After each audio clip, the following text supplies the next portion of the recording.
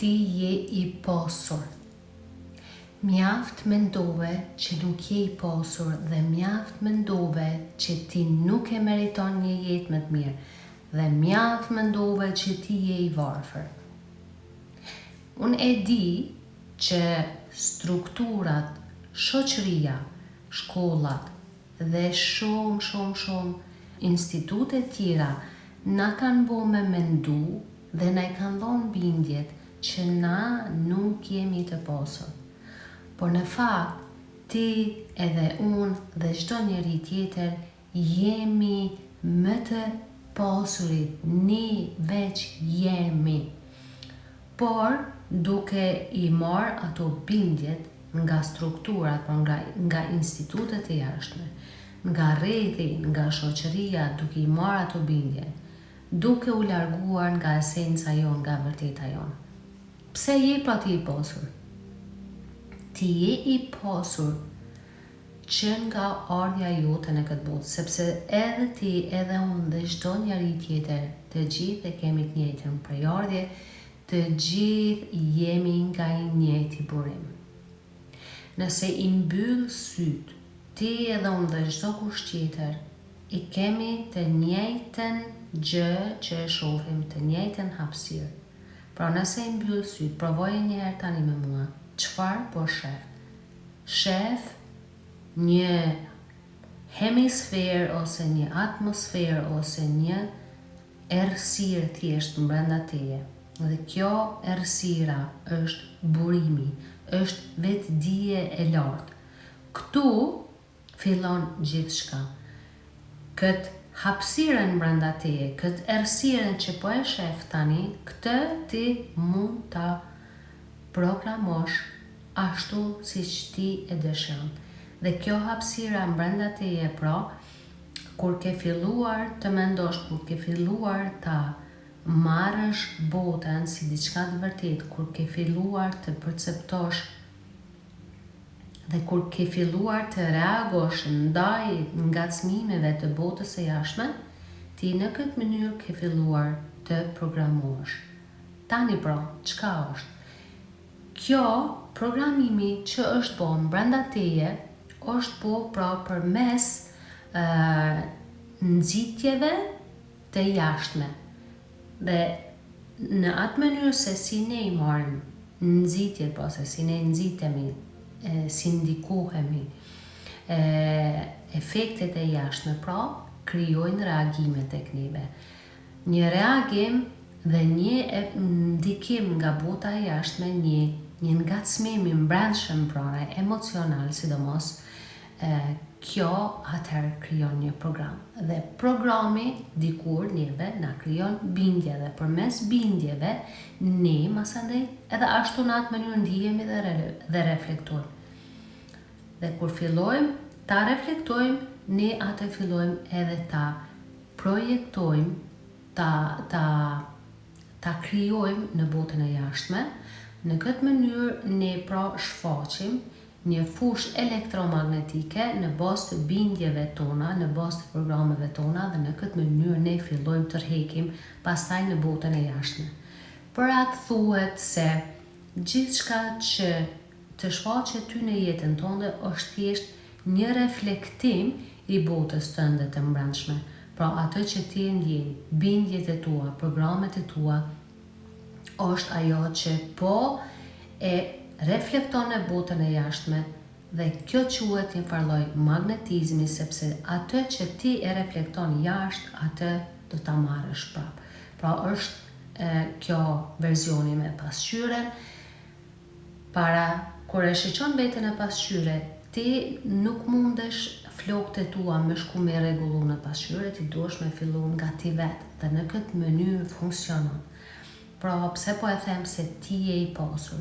Ti je i pasur sepse edhe ti, pra, qysh e tregova, ajo hapësira brenda teje është të çdo njeri njëjtë.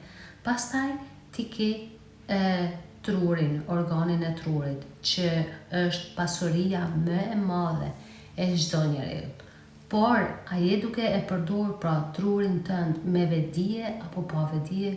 Këtu është dallimi. Njerëzit që janë shumë të pasur, njerëzit që janë milionera, njerëzit që janë multimilionera, apo miliardera, s'ka rëndësi, nuk kanë diçka më shumë se ti. Ata vetëm kanë strukturë dhe strategji dhe vetdije të lartë, sepse me vetdijen e plot ata e përdorin trurin për të mirën e tyre. Dhe ata janë të vetdijshëm që ata vetë jetën e tyre e caktojnë, e krijojnë përmes mendimeve dhe emocioneve. Dhe përderisa ti nuk e kupton këtë, atëherë ti do të vazhdosh të jetosh si robër i dikujt tjetër. Pra ti nuk në këtë mënyrë, përderisa nuk vetësohesh, atëherë do të vendos dikush tjetër për jetën tënde. Pra nuk do të vendosesh ti vetë për jetën tënde, por do të vendosin të tjerët. Pra nëse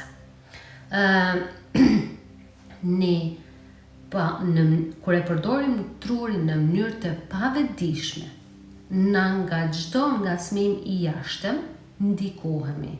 Dhe kur ndikohemi, ne reagojmë në këtë mënyrë. Pra kur ne reagojmë në mënyrë të pavetdijshme, rregullisht ose permanent, atëherë na nuk e kemi pra veten tonë, jetën tonë në dorë, por e ka dikush tjetër. Sepse njerëzit e vetdijshëm nuk reagojnë ndaj çdo situate, ndaj çdo problemi, ndaj çdo njeriu. Njerëzit e vetdijshëm spari e kthejnë fokusin tek vetja e tyre, e ndjejnë veten e tyre, e ndjejnë mbrëmdinë e tyre, janë të centruar, nuk destabilizohen nga njerëz të tjerë, nuk destabilizohen nga situatat e jashtme, din ta mbrojnë qetësinë, din ta mbrojnë paqen e tyre, din ta menaxhojnë mendjen e tyre dhe din ta menaxhojnë emocionin e tyre. Pra kur apo e shef se sa i pasur je, pra çdo njeri kur ka ardhur në këtë botë, ne të gjithë e kemi prej ardhjen e njëjtë, ne të gjithë vim nga burimi i njëjtë. To ndarjet që kanë ndodhur mbas lindjes janë gjitha programe, sepse ne njerëzit pra programohemi. Kur ti ke lind, edhe unë kur kam lind, as ti nuk e ke vendosur vetë emrin tënd, as ti nuk e ke zgjedhur në mënyrë të vetëdijshme gjuhën, as ti nuk e ke zgjedhur në mënyrë të vetëdijshme se cilës fe don me i taku, as ndoshta nuk e ke zgjedhur në mënyrë të vetëdijshme se ku don me jetu. Pra gjitha kjo ka ndodhur nga rrethi yt. Dhe kjo të ka përcaktuar ty se kush je. Pastaj në këtë mënyrë, kur ne programohemi, kur të tjerët vendosin për neve na krijohet një identitet. Dhe pas një kohe kur rritemi, ne fillojmë me besu se jemi ata që jemi. Por nëse ti vetëdijsohesh, sepse kur nuk është vonë, ti mundesh me jetu, me ndryshu realitetin tënd që nga ky moment që po e ndëgjon këtë video, duke u vetëdijsu dhe duke i bërë pyetjen vetes. Kush kokna unë në të vërtet? Nga kush qenë kam krijuar dhe nga kush qenë kam formuar? Dhe me këto pyetje që ja bën vetes tënde, ti do të fillosh ta gjesh një përgjigje, sepse automatikisht brëndia jote fillon me ndryshu. Kur ne fillojmë me kërku, edhe do ta gjejmë. Pra, secili njeri e ka pra organin, trurin, i ka mendimet, i ka emocionet, e ka trupin. Të gjitha instrumentet që na duhen për me kriju, për me qenë ata që në të vërtet duhet të jemi. Dhe pra kur ti fillon edhe i praktikon këto, ti nuk të shkon një kohë shumë e gjatë dhe ti do ta krijosh atë pasurinë që veç e ke. Por vetëm duhet të fillosh të vetëdijsohesh, pra t'ja bësh këto pyetje vetes dhe të punosh me veten, dhe pastaj do ta shohësh se sa vërtet je i pasur. Uroj që kjo video të ka ndihmuar ty dhe fillo t'ja bësh pyetjen vetes kush je.